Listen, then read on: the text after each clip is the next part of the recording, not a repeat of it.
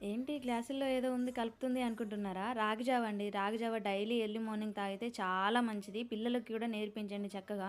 ఈ వీడియోలో మీకు 2 రకాల రాగి జావలు చూపిస్తానండి. నేను ఇద్దరికీ సరిపడే విధంగా ఒక్కొక్క గ్లాస్ వచ్చేలా చూపిస్తున్నానండి. ఇప్పుడు నేను వీడియోలో చూపించిన గ్లాస్‌తో 2 గ్లాసుల వాటర్ తీసుకొని మరిగించండి. వాటర్ మరుగుతున్నప్పుడు ఇలా పొడి పిండిని 2 స్పూన్లు ఒక బౌల్‌లో తీసుకొని కొద్దిగా కూల్ వాటర్ కలుపుకొని ఉండలు లేకుండా కలపండి.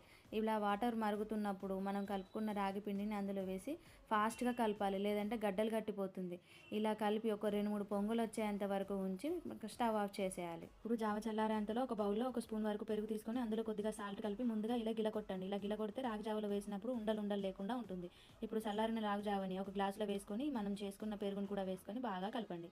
ఇప్పుడు మరొక గ్లాసులో జావ పోసుకొని మనం పొడి చేసుకున్న బెల్లం ఉంటది కదా! బెల్లం కూడా అందులో వేసి ఒకసారి కలపండి. మీకు కావాలంటే ఇందులో డ్రై ఫ్రూట్స్ కూడా యాడ్ చేసుకోవచ్చండి.